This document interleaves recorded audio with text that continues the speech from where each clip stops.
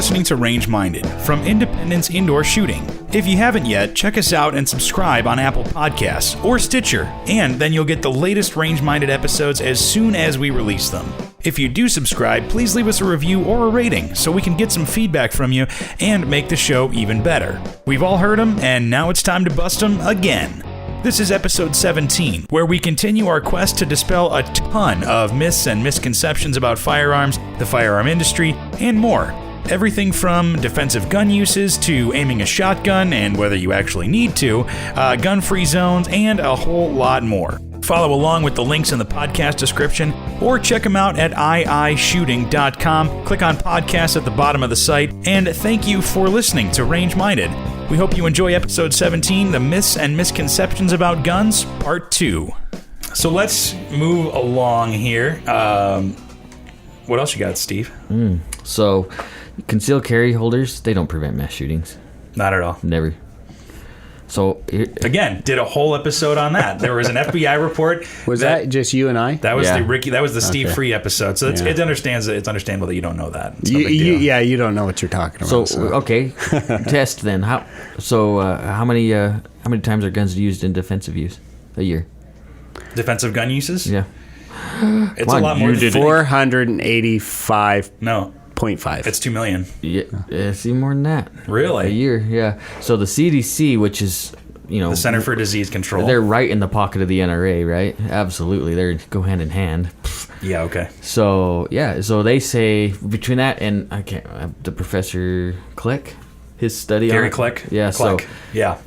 So they figured, and they were about the same, somewhere around 2 to 3 million a year. Mm-hmm. So defensive handgun uses. That doesn't mean they were they shot, right? That just means, hey, I got a gun. Boom. That's another misconception. Actually, that's a misconception in a misconception. A misconception.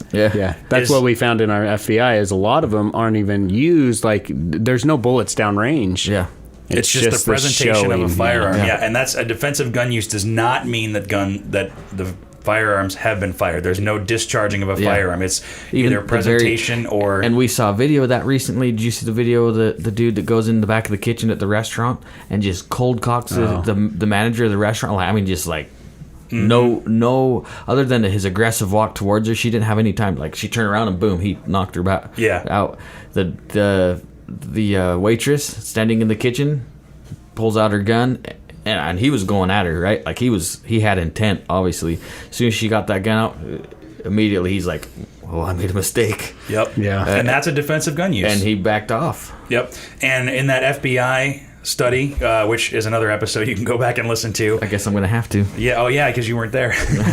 But we found that Are you not a follower of our podcast, Steve? We have a podcast? Oh, man. We have so much to catch up on. They found out something like, and this is just off the cuff, but it was something like 20% or 10 to 20% of mass shootings were stopped or delayed because of a concealed carry holder. Mm-hmm. So if we go on a conservative number, right, we say 2.5 million per year defensive gun use. Mm-hmm. If you divide that by 365, I mean, it's not a leap year. That's over 6,800 a day. A day. Yeah, that's a lot. Well, and I would be interested to see what the progression, what the rise is in recent years, if it's trending upward or if it's trending downward. Unfortunately, I think it's trending. Well, fortunately and unfortunately, right? I think it's going up. Mm-hmm. The amount of gun use, defensive. But that's also use. That could, but DGU, defensive gun use, could be that statistic. Is that a technical term? DGU. It's just an abbreviation. That could be an independent statistic of whether or not violent crime is going down. Like, for example, if defensive gun uses are going up, then violent crime would probably be going down. And I believe, and I'll find a statistic for it and put it in the links in the podcast afterwards, but there have been reports that violent crime is actually going down. Yeah, I don't know. It's hard to really justify that thought just without the statistics in front of you, because just from an observation, and it's probably because of the media, and we talked about that before, just from an observation, it seems like things are getting crazy. But it's also, we have a 24-hour news media, and it's just over and over and over and over. We see it's wall-to-wall coverage. When there's a mass shooting, it's wall-to-wall coverage. And so perception may be that, it's getting crazy out there, but it really isn't. Well, and I've talked about this before in my studies in communication. There's a communication theory called mean world syndrome. I think I've talked about this before. Yeah. Is that if you watch a lot of news and consume a lot of media, whether or not it's politically slanted or not, and there's a lot of reporting on violent crime or a lot of reporting on negative things happening in the world, you're going to think that the world is a worse place than it actually is. Your perception of reality is not going to mirror what reality actually is. Right. So if you look at the statistics and let's say, whether or not violent crime is going down, let's just hypothetically say violent crime has been decreasing steadily since 2000 or something like that. But like you said, on the news every single day, you hear, people getting murdered, people getting shot, fires, riots, et cetera, you're going to think that that's happening all the time, when really that's the exception to the rule. And there's nothing else really happening, And you can kind of see it. And it actually, I see the difference in news coverage here and then going back to Chicago, where here it's like, okay, we're in the Treasure Valley, like, bad things do happen. We've mentioned that or whatever, but it's not like every news cycle leads with, 3 people shot, 10 people murdered. Like, that just doesn't happen here. Yeah. And then in Chicago, which, you go to the suburbs, which is kind of a whole different world. We might have to go out there and tell them to shut up. Yeah, there's something going on out there. It's a big day at Independence. They're playing today. with our shooting gallery. Bless their heart. But you go back to Chicago and you hear the first thing that they talk about is deaths, gangland shootings, murders, all that kind of stuff, and it's like, wow, you watch this every day. It's gonna affect your psyche after a while. And talking about the Treasure Valley, and even in Idaho Falls, the Snake River Valley, it's growing, right? The small town is slowly going away, and we're gonna see more of the crap that follows. And it's unfortunate because I really do enjoy the small town life a lot. Sure. But it's just inevitable. Things are growing. When I lived in Reno, I remember growing up there, and you heard about every little fender bender because there weren't people dying, Yeah. Right, and now it's different in the news stories. And I'll say this too. I always, I don't think I'm bagging on Chicago or whatever. Like, I love the city. Mm-hmm. I would go, and this isn't too terribly long ago. I would go to Chicago by myself to meet up with family or something in middle school, in high school. Yeah. Take the train down there. It's not necessarily an unsafe place. It's not like, oh, careful, you got to go to, you're going to Chicago, be careful, watch your back, wear a bulletproof vest. No, it's a great city, and there's a lot of great, friendly people there. But there is crime, and you have to be aware of it. There are some neighborhoods that you probably don't go to. Right, exactly. And, but if you just sit there and watch the news, like what a lot of people do, they think Chicago is a war zone. You know? And I think, what is going on out there? Lowrider. Yeah. All my friends. Well, I saw Ferris Bueller's Day Off. I mean, that was pretty cool. That was in Chicago. Yeah, that takes place in Chicago. And it's like I said, crime happens everywhere. Bad things happen everywhere. But, you can't let necessarily what the news says, make you jaded about a certain place. It's funny. Like, I'm going to Mexico on vacation. I'm going to Cancun, and everybody's like, "Oh, don't go to Mexico. All the bad stuff that's happening down there, or whatever." And it's like, sure, in pockets or places, if I'm walking down the street in a city that I have no idea about at 3 a.m, and I'm, I've had a wonderful evening, then it's going to be one thing. But if you're just hanging out on the beach during the day at a resort, like, that's a whole nother deal. Mm-hmm. Pirates. Yeah. Watch out for pirates. So, but if you watch the news, if you go to Mexico, you will be drugged, you lose a kidney, and you'll be left on the street for dead. You know what I mean? It's like, sounds like every spring break. Yeah, exactly. No matter where. So it's just, you have to be a little bit more of a critical thinker if you are watching the news and think, and just look up Mean World Syndrome. I'll put a link to it too. It's not mean girl syndrome. No, that's a real thing. No, Mean World Syndrome, and it's a real thing, and it can affect your perception of things, just like we see with the gun world all the time. Fully semi-automatic. Yeah. That's a good myth. To get back on track a little bit, it's really easy to convert a semi-auto gun to a full auto gun. I hope so.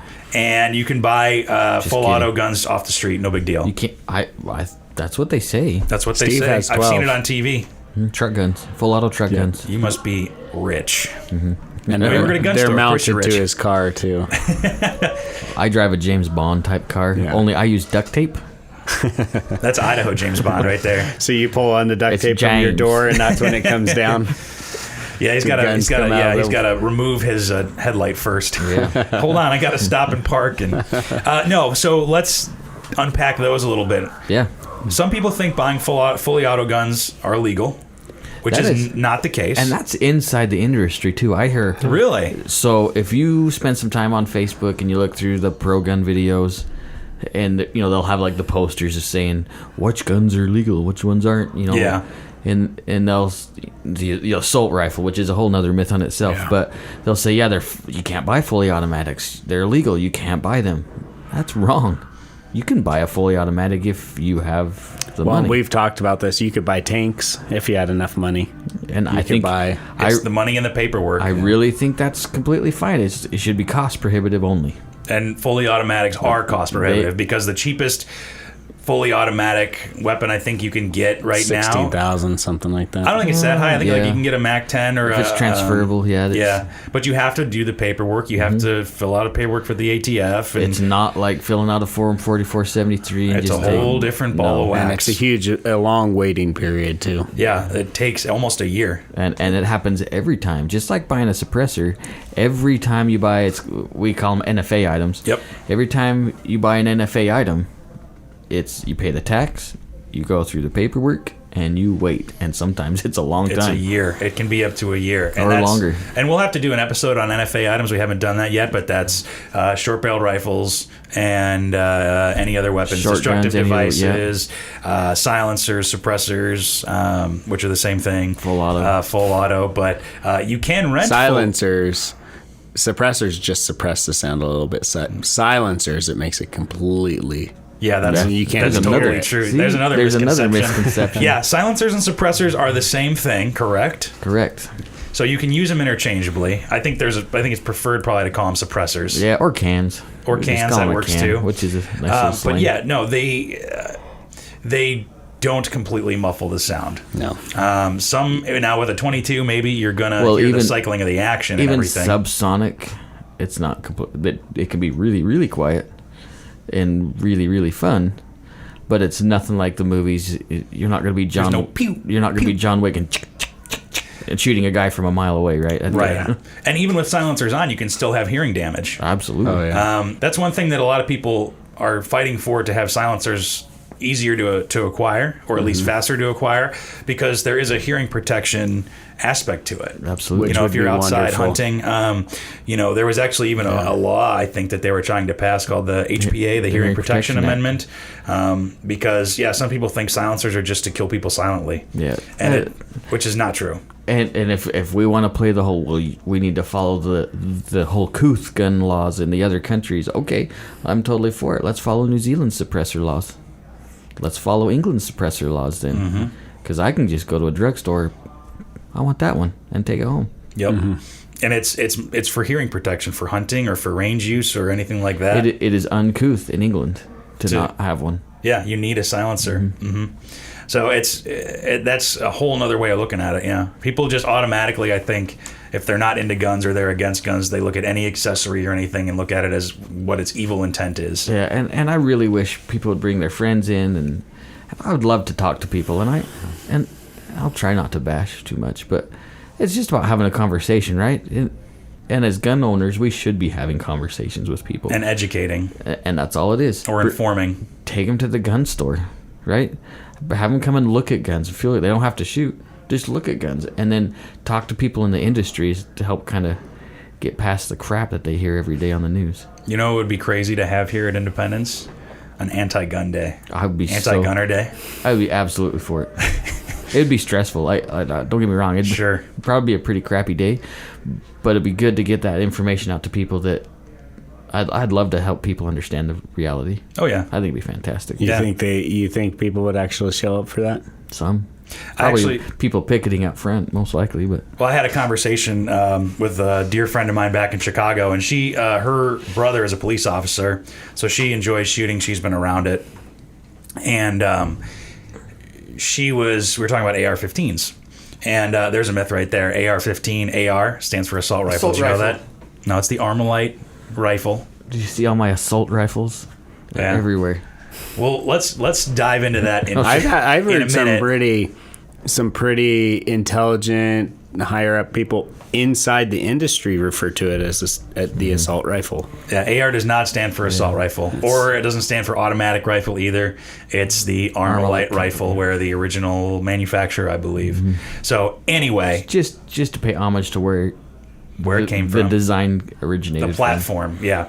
But we were talking about using an AR-15 or having one because, she's around a lot of anti-gun folks. She works at a university, in the Chicago area. So Did she have PTSD after shooting an AR-15? no, she doesn't actually. She enjoys shooting.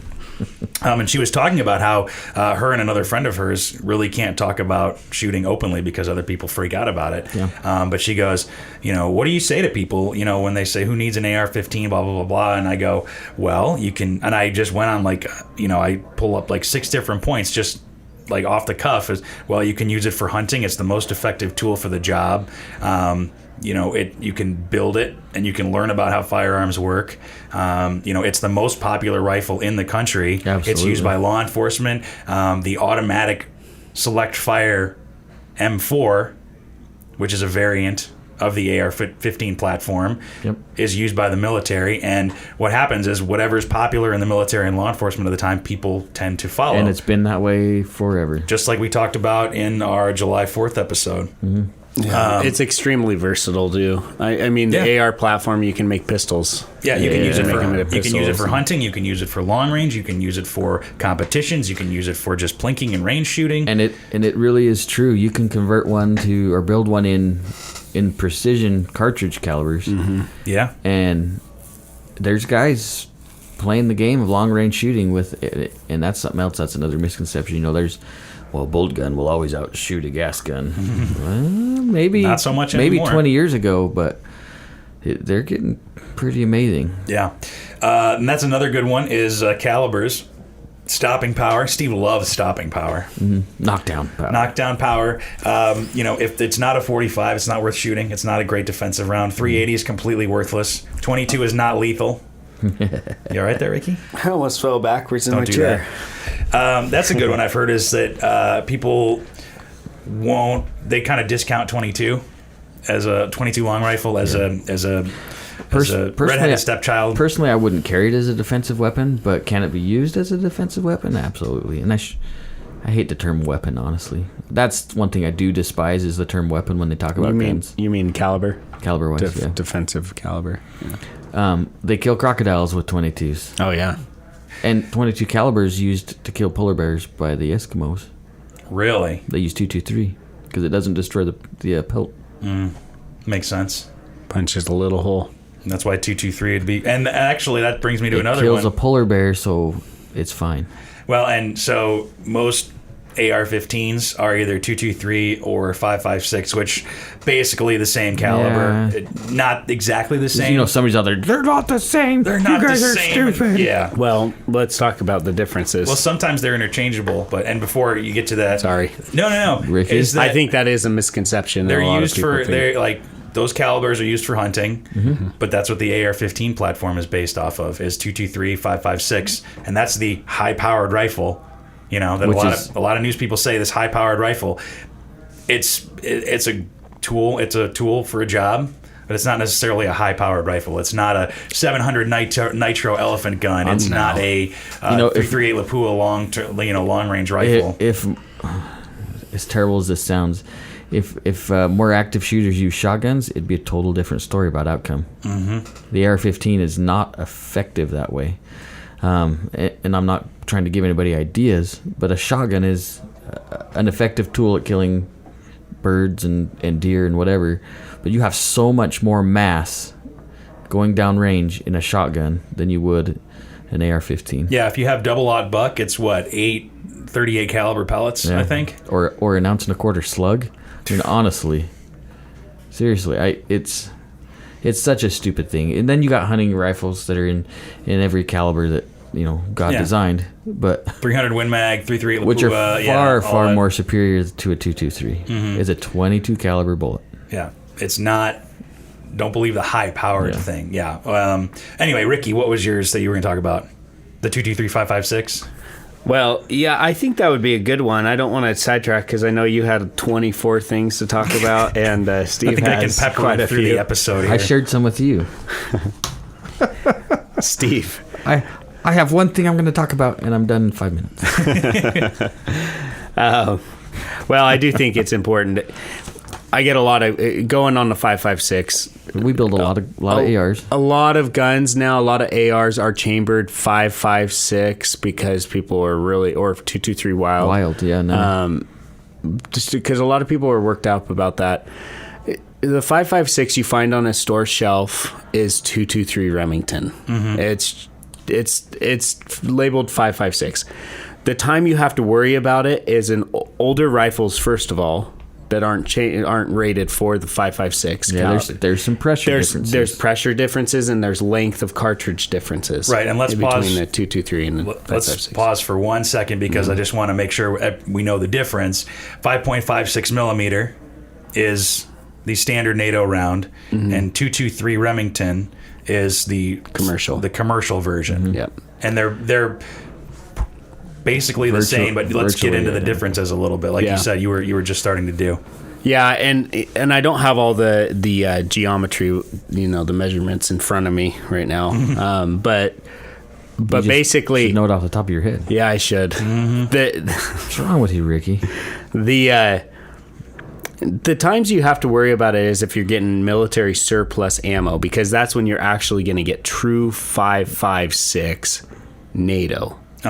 That's when the pressures are going to be different. Aren't the shoulders a little different too? The shoulders are, I think, a different just tiny bit. Which it's not a big deal because you have what you call Ackley improved cartridges.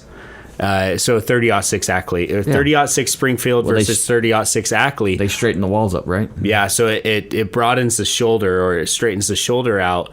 It increases the pressures in that cartridge. So when I should have built a Ackley improved, because Ackley improved takes a standard cartridge. When you shoot it through the Ackley improved cylinder or chamber, you're taking it to near magnum velocities. If the magnums weren't reloaded to, if it was factory against factory. So basically what it does is you put a Springfield, a 30-06 Springfield cartridge in the Ackley improved chamber, and you fire it, but then it will reshape the brass for you. Oh, wow. So now you can reload according to the Ackley improved. So I can take something that has a different shoulder and shoot it through a different chamber, and now it's remolded to that chamber. Right. Because like we've talked about before, sorry, I forgot what I was even going to say. We were talking about 223 versus 5.56. Oh, yeah, I totally forgot what I was. What I was talking about in a past podcast, I think, episode is that when you fire a cartridge, that brass turns into a near molten material. It adheres to the sides. It totally forms to the chamber of the firearm. Yeah. Fire forming. Fire forming, yep. So fire formed brass. So that's where you get that. So firing something that has a slightly different shoulder on it is not necessarily right, crazy, It's the pressures. It's the pressures that are involved. It's just like 9mm versus 9mm plus P or plus P plus or anything like that. And personally, I would never recommend. Maybe in a bolt gun you'd be okay, but recommend if you have an older AR-15, don't shoot. Don't shoot 5.56. Yeah. Yeah. Speaking of, hey, it looks like we got a visitor. Rob, we're live. Say hi. Say hi, Rob. Hi. This is Remington Rob. Remington Rob. Here, come here for a second, Rob. Okay. It's loud out there, so we don't have the door open. 2 pods in one room? What? 2. So, here, say something, Rob, real quick. This is Rob. Good morning, Idaho. If you guys have come to the range, you know who Rob is. He's up there at the gun counter, at the rental counter. He's our resident crotchety old man. Nice. But we love him. Hey, I saw this on Hee Haw once. Hey, everybody needs one. See you, Rob. Sorry, I just want. Hey, save one for Jeff. Do I have to? No, but save if you're nice, you would. He just brought me some McDonald's. He's amazing. That's a very nice man. He right loves there. me. So, but speaking of firearm misconceptions specifically, do you know you don't have to aim a shotgun at all? Oh, you just point, right? You just point and shoot, and that's it. That's why there's no sights on it or anything. I've missed a lot of birds because of that philosophy. Velocity? No, I fall into the misconception as well. I was like, well, it's spraying so many bullets. 1 million bullets, actually. Remember? 1 million bullets in one shot? Yeah, in the last podcast episode, I mentioned that it shoots 1 million bullets. Well, Joe Biden said all I had to do is just buy 1 million one BBs and go pow, right? and Right Just into two the blasts air. in the air. yeah. There's another good misconception. Which is not illegal at warning all. shots? Yeah, in city limits. At all. In the state of Idaho, if you're a concealed carrier, you cannot shoot a warning shot. You can't even point your firearm at somebody. Well, Brandishing, unless you need to. unless you are about to shoot. It is illegal to point your firearm. Now, you can brandish it and bring it out and have it pointed at the ground in a safe direction. Oh, look, a defensive gun use. Which is a defensive gun use. Yeah. But once you point it at somebody, then you are, unless you are ready to shoot, you are in a world of trouble. So Yes. that's You important must to know. like jail. Anyway, where are we talking about? You don't have to aim a shotgun. So, yeah. So, a good rule of thumb with that is they say 1 inch of spread per yard, I think is what they're saying. That sounds about right, depending on the barrel length and the shot load and all that. So, you think about, so let's say I buy a shotgun for home defense. Sure. My hallway at longest is maybe 25 feet. Mm-hmm. At that 25 feet, I'm not going to hit 6 bad guys in one blast. Oh yeah, it's still pretty small at that point. We're talking a few inches. Yeah. Maybe the size of a softball, maybe a little bit bigger. Anybody who shoots and hunts birds, Ricky, you know that. You're a hunter. Yeah. It doesn't spread out all that much. No. When you forget the principles of shotgun, you have to aim and you also have to lead the bird. Right. If you forget that, even for a split second, you're going to miss that bird. So, I love Rob so much, he put that nice greasy burger right on top of some important paperwork. You have to aim, and especially with clays or birds, you have to lead the shot. Yeah. You have to, and that's why there's a big gold bead usually on the front of most hunting shotguns and everything. You're right, it depends. Like if you're running chokes or smoothbore or whatever, there are some differences, but it's not like just generally speaking. And there's a comedian, Bill Burr. I don't know if you guys know who Bill Burr is. Oh yeah. He talks about going to buy a gun. Yeah. Hilarious. Yeah. Just point over there and boom. Yeah. It's kind of funny. I don't know if he's pro-gun or anti-gun. I think it was more just for the humor. You know what I like about him is I have no idea where his political views go. And he was funny anyway. And that's why I like him. Nice. And speaking of using a shotgun or anything for any firearm for self-defense, somebody getting shot will not automatically be blown back 10, 12, 20 feet like in the movies. You see that it's usually 70s, 80s movies now, not so much. Unless I'm carrying... And they're not going to just immediately drop dead. Unless That's I'm true, too. Whatever. I saw this on Dirty Harry. When he goes in there and those guys try and rob the restaurant where he's just trying to drink his stinking cup of coffee. Yeah. And they decide to cause problems. He throws them through windows with that. Yeah. Well, it's a 44 mag, the most powerful handgun in the world. Blow your head clean off. Yeah, so that actually doesn't happen, and like you mentioned, and like we've learned from our law enforcement friends, is that people can get shot 4, 5, 6, 7, 8 times and still go. Well, there's a video that good friends of mine in the Valley will show this video when they're teaching their CCW classes. But a guy got shot straight in the heart, and this is actually right in Oregon over there, by a highway patrol officer. He got shot in the heart. His heart is in pieces at this point, and he's still engaging the officers. Then runs to his vehicle, speeds off in his vehicle, and dies 2 minutes down the road. That's insane. With no heart. So it's like with adrenaline rush, and your body can. The only lights out place is in the T-box. the Ocular orbital box. Yeah, ocular orbital box. Yeah. And that's the other thing too, is that, and I think Bill might have mentioned it, if not here, then somewhere else. He's seen or heard or witnessed, and it's hearsay, I guess, a little bit, but I trust him, obviously. Where it'll follow your skull around? Yeah, well, a 45 round or something like that will either bounce off somebody's skull, the front of somebody's skull. He's seen it. Or has he really? Yeah, okay. Yeah. So, or it will go through the skin, but not go through the bone, and then just swing around and exit through the back with the of the skin, or lodge itself under the skin. Any pistol caliber will give that guy, granted, a huge headache, but it's not gonna penetrate that skull. Not necessarily. Rifle. We kind of saw that here in a way when we were shooting real bowling pins. Right? Mm-hmm. What did we see? It's not quite the same. I know forensics is not. I'm not a pathologist by any means. It's not quite the same, but it's still the kind of same concept. We saw where the bullets would go into the plastic lining or the exterior of the bowling pin and come right back out. Mm-hmm. Yep. Yeah, it's guns and bullets do weird things. Yeah. It's not a guarantee thing that it's going to stop somebody. Well, and bullets will skip along walls just like you skip a rock across the water. Mm-hmm. If somebody shoots the wall, it'll skip across the wall just like that.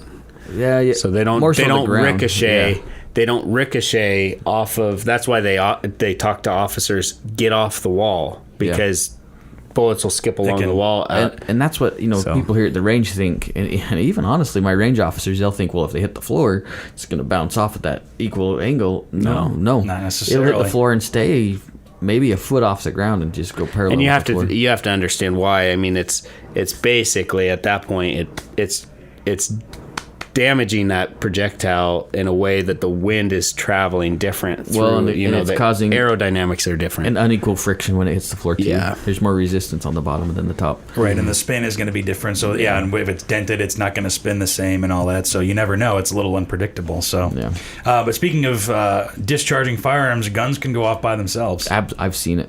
Actually, I have had stories, not personally, but very, very family members have had their guns go off. Somehow, I think there were some other problems there, but on a Glock, actually. Really? I think it's his everyday carry, and I think the striker plunger safety clogged with crap, and somehow he didn't pull the trigger. He didn't pull the trigger, and it went off in the house. I believe him. Well, then that settles that.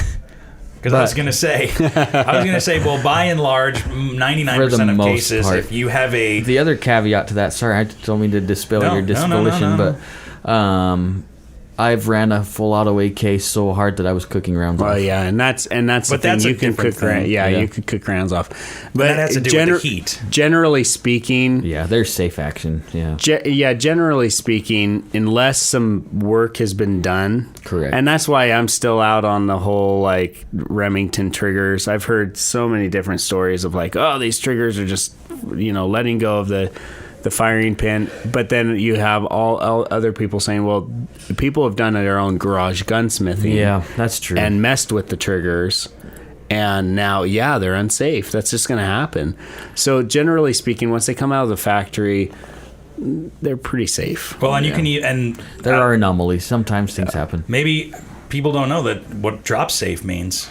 That you could literally throw a gun on the ground, a factory gun on the ground, and it's not going to go off. Except a SIG.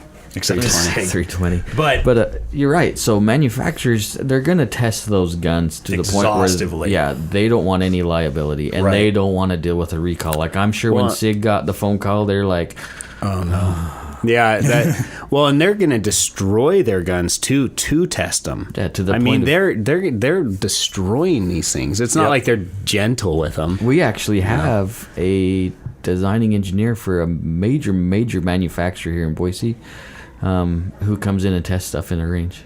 And most people have no idea what he does for a living. I just happened to talk to him one day and developed a relationship. But for a major manufacturer. And he comes in and he'll reliability tests on barrels. And is that somebody I know, or is it? You've probably talked to him. Is he still incognito to me? You've probably talked to him. Okay. I'll be incognito for the podcast. Super cool guy too. Like talking to him, he's a pretty cool guy. I'm jealous of his job, actually. Yeah, right. But no, yeah, when people say that guns don't have safeties, like a Glock, for example, there's no safety on it. Yeah. Well, there's actually, and Ricky, you can attest to this with gunsmithing a little bit, there's more than 2, 3 maybe safeties on there? There's 3? Well, your brain...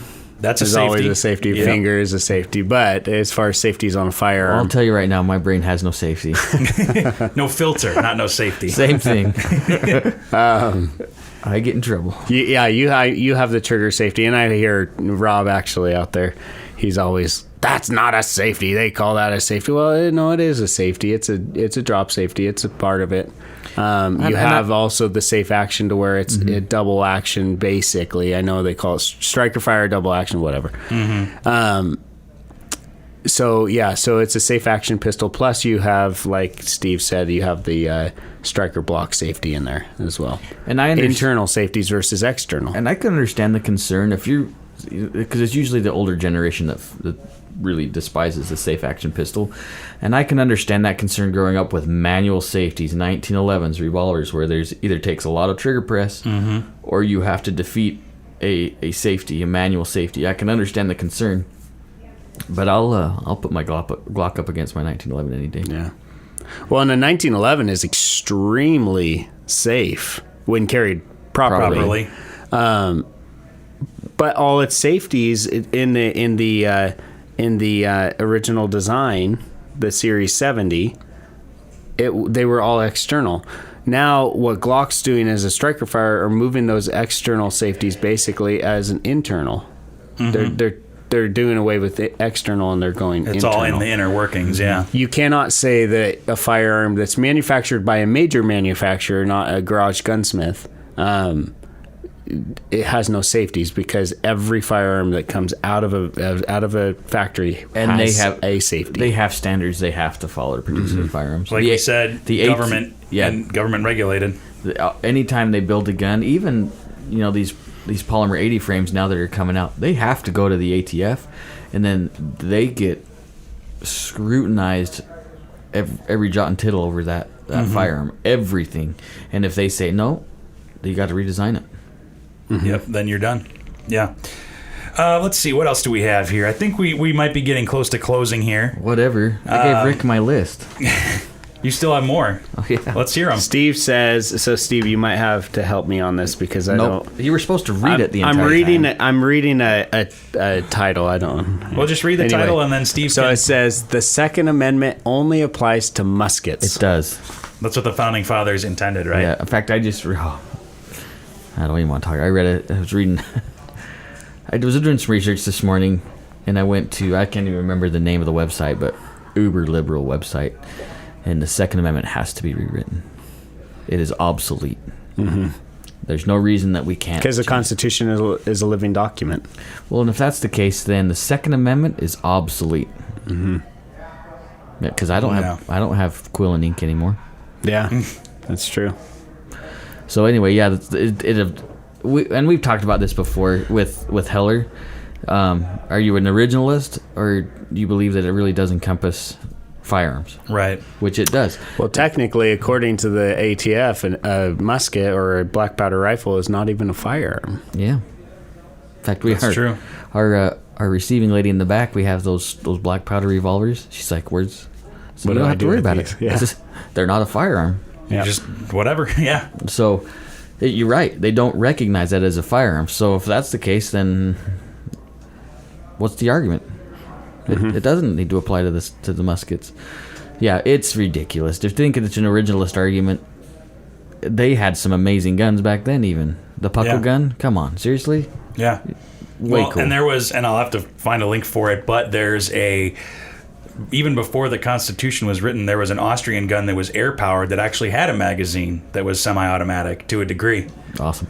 And, I mean, they had to have known about that at some point or another, Yeah, my fear is if we start changing any amendment that gives us the opportunity to change the Constitution. And that guy's argument that I was just referring to, he says it's time to change the Constitution, not just the Second Amendment. That's where he wants to start, at the Second Amendment. And it's time to reform the Constitution to fit our society now. And America would be over. Yeah. We'd be destroyed. Yeah, catastrophic. Well, just like Chris, your friend, said that it's a culture thing. It's what America was, the foundation. He said it was America. built on. He sure America. did. That's how much it means to him. What a America. What a America? America. What Just, not just one, but the a America. America. There, that's better. Thanks. Yeah. Yeah. It's that simple, really. Yeah, That's why I don't really have much to say think, on it. Yeah, I don't think there's much to really refer to it. It's just what it is. There's so much information. If you haven't read the decision on Heller from Justice Scalia, or even the dissenting arguments, it is well worth the read and the time to research that, because it's amazing to me that we had somebody at the right time in the right spot to defend our Second Amendment. And I really feel Scalia was the right. And it's an interesting story too. The whole Heller case is a very interesting story. So and that group, and I can't remember the name of the group that was part of that, getting it to the Supreme Court. And I kind of wanted to talk about this today if we had time or not. But they just hit another huge that wasn't supposed to sound like the president. Another huge landmark decision on printing, 3D printing. Really? Maybe you heard anything about it on the news. Let's do it right now. Let's talk about it right now. And I should have done some research to find out who the group is. All they do is they fight legally legislatively for our rights to keep the Second Amendment. Is this Defense Distributed? Defense Distributed. So that went to... That's that other company you were trying to remember. Well, no, but there's the group that defended them. So so it went from state court to state Supreme Court. Then it was supposed to go to federal court, but it got kicked back. And then so they went straight to the ATF and said, hey, we're taking this to the Supreme Court very soon. You need to figure something out. And so they argued back and forth, and the ATF settled with them. Yeah, there was a It settlement. didn't even go to court. And they said, all right, you're right. This is a First Amendment issue. First of 3D printing? Because Defense Distributed had it already planned out. He created the Liberator, which was a little 3D plastic handgun. Oh, this is the one back in the day. These are the they did this a couple back years in the ago. day. Yeah, This was only a few years ago. Yeah. Well, yeah, but he was like the original one that started 3D He 3D printing. printed a 22 caliber one-shot pistol. Yeah. And then he started doing AR lowers. Yep. Right? Yeah. And so what he did is he had the... He's against the NRA. He's way against the NRA. we can talk about that's a whole different podcast. Not that I'm trying to fault him on that, but so now August he'll be able to reinstate his website because he had a website, Right. And because you can get the files, 3D printing files. 3D printing files, as well as I think he's got some 80% CNC files available too. Oh, really? which they got up to like 2,000 rounds in those AR lowers, and he was straight Impressive. up. He was straight up saying, you know what, you will never get rid of the Second Amendment because I'm going to make it possible where anybody, and this could be the dark side too, right? If he says they'll be able to have firearms no matter what. It's the way of the future, though. And as a gunsmith, and I bring this up to everybody, like once you start gunsmithing, you realize how easy it is to make a firearm. Well, and we see that, you see pictures all the time. Yeah. A pipe and a spring and do they got a look as shotgun. fancy as a Glock? No, it wouldn't. But they it would work. But it would work. And I mean, they're called zip guns. I mean, you can make easy improvised firearms. yeah. All the time, yeah. In Yeah. fact, there was It's some just- kid at one of the buybacks. All he did was take a 2x4, cut it out into a stock, and then pipe clamped a pipe to the top of it. It's a firearm. Actually- and they gave him $250. Thank you very much. Actually, that's a good myth to bring up. Is that it's illegal to make your own firearms. Oh, it is so not illegal. It's wonderful. You can make it. You actually have the legal right to construct your own firearms. and that's not a state law. That's a federal law. It's a federal law. You can. And now the difference is if you go to sell them, then you're done. That's another You story. got to get your manufacturing license, Right. And your FFL. But for your own collection, your own shooting Well, and that's purposes, where 80% lowers and stuff come into play. you can, and you have to, I think, follow NFA rules. yeah, So you can't make go your own crazy. short-barreled shotgun. You can't make your own fully no. automatic weapon. But like you said, if you wanted to make an 80% lower, you don't have to register that lower. You can finish it yourself. There are Sten kits, like Sten guns from World War II. You can buy Sten kits, and you get the tube and a little kind of paper doc like template that you put on it, and you can make a Sten gun from World War II. And I'm totally cool with that, right? I mean, obviously, you want to keep unauthorized users away from it, but chances are, looking at some of those people that are unauthorized users, I don't think they're gonna spend the time or maybe even have the intelligence level to do some of that like stuff. I was saying before, if they were going to do it, they're gonna do it no matter if what. they're going to do it with 3D printers, they were going to do it anyway. Hey, it's like it's not. There's a great myth. Yeah. Criminals will follow laws.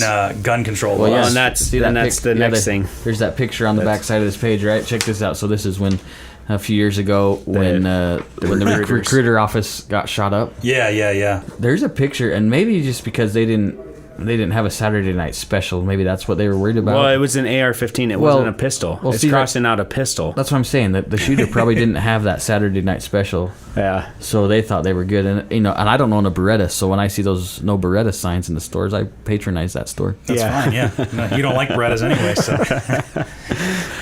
yeah, no guns, gun-free zones don't really work. Yeah, and It's a harsh reality, and it sucks. How but many of the last 10 school shootings, or sorry, not school shootings, but mass shootings, happened in gun-free zones?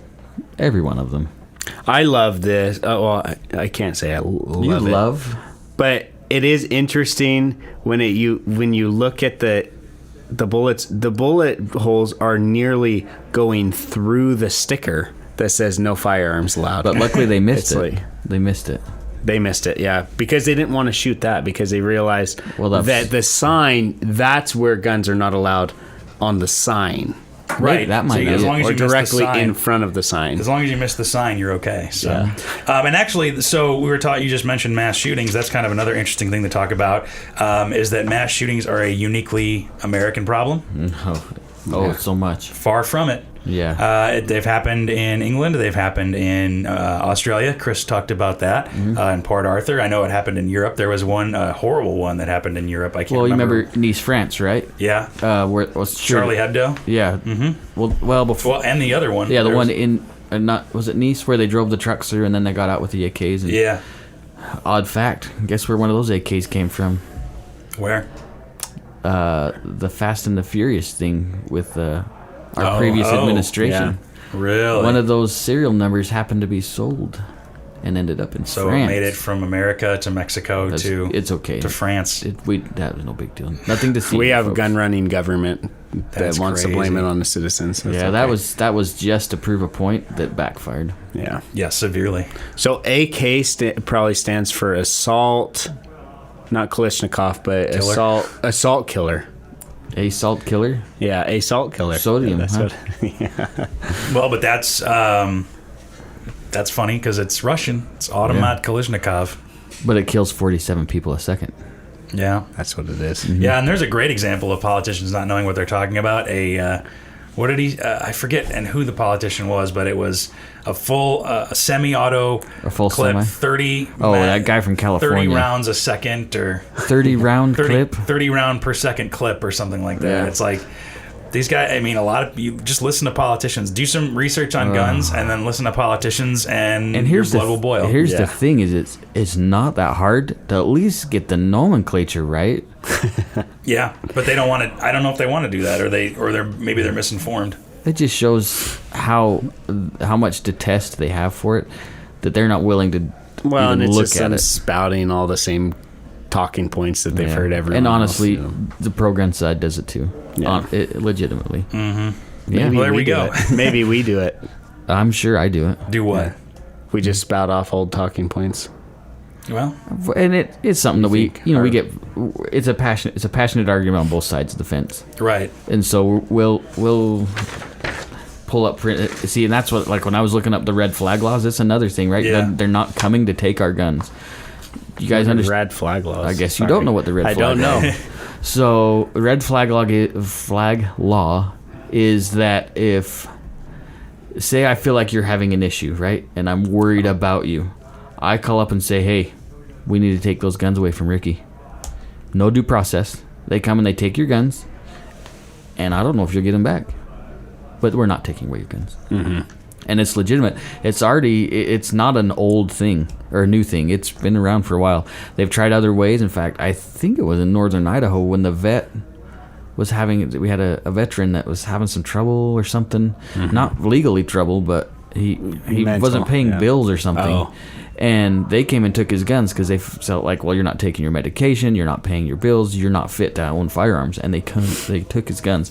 And I think he won that battle. I'll have to do some research to make sure. I think it was up north, but and this was about 3 years ago. I'll have to do some digging. I know it's all hearsay now, and it doesn't mean anything for the sake of argument, but it's not a new thing. But it's that slippery slope. It's a thing. I mean, like I said, England confiscated every single handgun except for 8 of them. Yeah. And then, Australia, it was just a buyback. But if you didn't sell your gun to the government, there was a problem. Yeah. So it's a thing. Yeah, and it's a real thing. And don't think for a second that it wouldn't happen in the United States. Don't think for a second. Well, let's end on that. I think love you guys. We have covered a lot of myths, hopefully. If you have a myth or maybe something you've heard, send us an email to podcast@iishooting.com. Or send us a message on Facebook at Independence Indoor Shooting. You can also check us out on iTunes and Stitcher. We are on there, so subscribe and listen. Range-minded. Remember to type in, we jump on Stitcher. I helped some people download the app the other day inside the store. Nice. He's an avid listener, but he was downloading them off of our website. You can do that and then too, and then listening, off of his phone. But when I showed him that he could stream it on Stitcher, he's like, "Oh, how about that?" Download the Stitcher app, download the iTunes app, just search Range Minded Podcast, and you'll find us. Super easy. And you can subscribe, make sure, and also rate us. Let us know how you're doing, even if you just, 5 stars would be great. But. Yeah, and we're going to try and do some other fun things, get people excited about it. Tell your friends about it. We like having listeners. Yeah. It legitimizes our purpose in life. Yeah, and to go over that real quick, we're trying to educate, entertain, and show the world that you can be a gun enthusiast. And I'm the one that educates. Steve's the one that entertains. And I just host. Well, it's important. Mark's the brains behind the operation. And I know Mark, I think he throws a disclaimer at front. It's important to understand that sometimes, especially because I get pretty opinionated, that doesn't mean that's what the store's view or opinion is on any of these matters. And I think that goes for all of us. We all have our own opinions, and that's ours. Well, and like I was saying, it's we want to educate, we want to inform, but we want to also demonstrate that being enthusiastic and passionate about firearms is respectful, reputable, and frankly American. Yeah, too. And remember, you guys are the face of gun ownership out there, so be responsible. Like you're saying, be a good example of what a gun owner is. So we can make a difference. And we can continue to enjoy our sport of shooting. But we'll leave it on that. So thank you for listening. Thanks, guys. And we will be back soon. I forgot to tell you. Bye. Bye. Thanks for listening to Range Minded. If you've got a comment, question, idea for the show, or any feedback, send us an email to podcast@iishooting.com or send us a message on our Facebook page. Just search Independence Indoor Shooting. Again, thanks for listening to Range Minded. We'll see you next time.